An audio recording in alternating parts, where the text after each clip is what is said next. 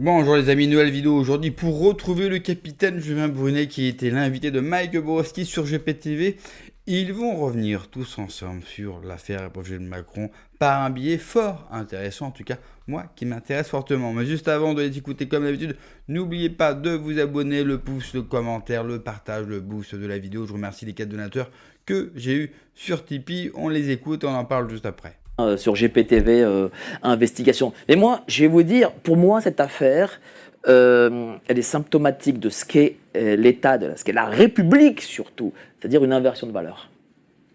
Et on sent que ce couple-là a imposé, a légitimé l'inversion des valeurs. Aujourd'hui, lorsque tu vas à un commissaire en disant oui, la prof de mon fils veut faire des choses avec mon fils, les flics ils diront mais attendez, l'Élysée, ils font pareil, donc nous ne prenons pas la plainte. Et c'est arrivé à Marseille dernièrement.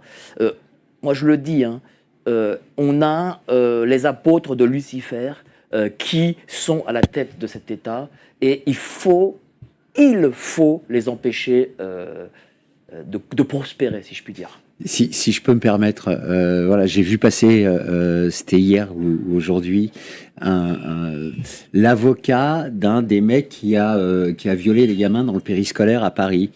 Et l'avocat disait, et c'est là où tu dis, ça y est, le truc est en roue libre totalement. Il disait, en fait, mon client a des circonstances atténuantes parce qu'il n'a pas reçu de formation qui lui apprenait à ne pas mettre des doigts dans le cul aux enfants. Voilà. Et donc, quand des avocats en arrivent à ce niveau de défense, ça veut dire qu'effectivement, je pense que l'ère Macron a profondément transformé la perception du mal dans cette société, quoi. C'est un truc absolument lunaire. Justement, Voilà. comment on fait pour se, entre guillemets, bien entendu, débarrasser du système, cher Alexandre? C'est la question à 1 million d'euros, 1 million de francs, je sais pas. Oui, en fait, la réponse est un peu dans la monnaie, en fait. C'est une question de souveraineté, en fait. À quoi voulons-nous revenir et de quoi sommes-nous dignes, surtout, quoi. Sommes-nous dignes de vivre dans un pays, je vais pas appeler ça la République, mais surtout la France, avec des valeurs qu'on estime être séculaires, voire millénaires, contrairement à ce qu'affirme, par exemple, il y a encore quelques jours, Mathilde Panot, qui estimait que la France, non, n'a jamais été blanche et non, n'a jamais été chrétienne. Je dis pas que la France maintenant n'est pas, on va dire, une mosaïque heureuse, très heureuse de peuple. Je dis pas le contraire, mais on connaît quand même quels sont les fonds baptismaux français. C'est évidemment le catholicisme. On connaît quels sont les peuples de souche qui ont pas forcément forgé ce pays, mais qui l'ont aussi à une époque envahi, qui l'ont conquis, qui se sont battus pour ce pays et qui ensuite l'ont transmis.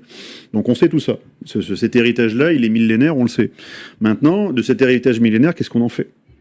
Donc de quoi sommes-nous dignes ? Et à la lueur des comportements de nos contemporains, de nos concitoyens, il faut rester sur une idée simple que les basculements de situation se font tout d'abord donc à la lueur de situations qui sont dégradées. Donc aujourd'hui, il y a une dégradation des facteurs socio-économiques d'ailleurs qui ont été mis en place par les mêmes tenants du pouvoir qui agissent donc de façon parfaitement irresponsable, même pour la propre pérennité de leur pouvoir.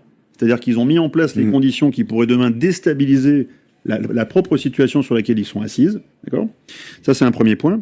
Mais ensuite, ces facteurs intrinsèques doivent se conjuguer avec les facteurs extrinsèques internationaux. L'Ukraine était un premier facteur. Hormuz est un deuxième facteur.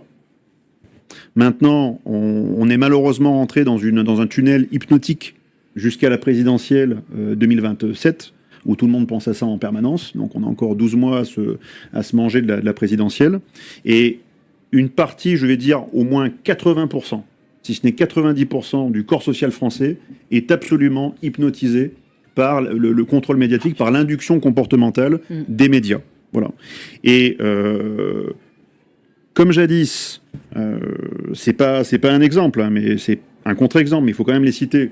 Comme jadis, la révolution russe, qui s'était inspirée de la révolution française d'ailleurs, avait utilisé une avant-garde du prolétariat, une avant-garde révolutionnaire, un noyau dur si vous préférez, pour ourdir la révolution, l'exécuter et ensuite la verrouiller, il faudra faire absolument pareil. Mais autant faut-il savoir ce qu'on veut faire. Est-ce qu'on veut une révolution ?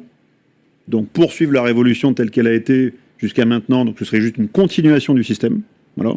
Ou est-ce qu'on veut autre chose qui est l'opposé, qui s'appelle une contre-révolution, c'est-à-dire une sorte de mouvement conservateur, allez, j'ose le terme, réactionnaire, qui réagit en fait au délitement de la France, à sa déliquescence. Qu'est-ce qu'on fait? Et de quoi sommes-nous dignes? Moi, je pense justement que cette affaire peut ébranler, si je puis dire, l'État. D'ailleurs, tiens, une petite annonce. Je serai demain à 13h30 chez Gabriel Attal. Voilà, j'ai le ticket. Super. J'ai le fameux ticket pour être chez Gabriel Attal. J'en ferai un reportage. Bravo. Voilà. Ils m'ont même appelé, tiens, Renaissance. Il y a un monsieur qui s'appelle, comment il s'appelle? Il s'appelle, je vais vous dire ça, Antoine du parti Renaissance m'a appelé. Il m'a dit, est-ce que vous serez là, monsieur Borowski? Je lui ai dit, bien entendu, comptez sur moi. Je serai présent à votre meeting et je vais filmer les boomers en mouvement, par exemple. Tu sais que c'est un mouvement, c'est un parti qui a au sein de Renaissance. Je filmerai, bien sûr, peut-être mon deuxième interview avec Jean-Michel des LGBT Renaissance. Hein, ça s'appelle comme ça. Jean-Michel. En tout cas, j'y serai. Il y a les invertis en mouvement aussi. Ouais. Aussi. C'est ça. Mais Il y a les jeunes en marche aussi. est-ce que tu crois, chère Stéphanie, qu'en effet, cette affaire peut faire... Moi, j'y pense. Moi, j'y crois vraiment. Hein, qu'elle peut faire vaciller le pouvoir. Oui, elle peut faire vaciller, le faire tomber, je ne sais pas hein, si ce sera un vacillement qui va s'arrêter là et permettre simplement à un nouvel homme de paille prendre le pouvoir en 2027 avec de toute façon tous les hommes clés que Emmanuel Macron a instaurés à tous les postes avant de partir. Il a fait sa fameuse politique de la table rase, tabula rasa et la terre brûlée. Là, voilà, il a mis du phosphore blanc partout sur la France via sa Respublica. C'est Gaza, quoi. C'est voilà, et donc bon ça c'est l'humour noir, mais effectivement, je pense qu'il a déjà tout verrouillé, donc et puis médiatiquement tout est verrouillé. Hein, l'ingénierie sociale, on va vous vendre Gabriel Attal. Gabriel Attal et son histoire d'amour avec Stéphane Séjourné, le Steph qui rêve d'un bébé. Il a envie d'avoir des enfants, Voilà, les matchs le révèlent. Les enfants sur catalogue, arrachés au ventre de leur mère biologique, sans se poser de questions sur les éventuelles conséquences. Voilà, il faut suivre également le travail de Marie-Estelle Dupont, qui fait un très bon travail, n'est-ce pas? Ouais. À Europe 1, actuellement. Absolument, elle est excellente et puis elle dit des choses toujours très sensées, très justes et ça permet de rester les pieds sur terre et de remettre l'église au milieu du village. C'est clair. Justement, il y a des catholiques parmi nous. Oui. Si Macron est au pouvoir avec Brigitte, ce n'est pas pour rien. Il n'y a pas de hasard, surtout pas à ce niveau-là. Bien sûr que ce couple, que cette personne, Brigitte, Jean-Michel, chacun se fera sa petite idée, bien sûr. J'ai la mienne, et vous la connaissez, j'imagine. Bien sûr que cela marque un tournant, surtout dans cette période très, très woke, avec ces changements de sexe, avec les LGBTQR, je suis totalement perdu, avec les non-genrés, avec les genres, avec les cisgenres, enfin, ce sont des Pokémon rares, je vous l'accorde, mais des Pokémon bruyants quand même, extrêmement bruyants. Évidemment qu'il y a des lobbies, qu'il y a des intérêts derrière pour que ces idéologies prennent le pas sur la société. Il faut transformer la société pour briser la nation. Ça avait déjà commencé avec la famille.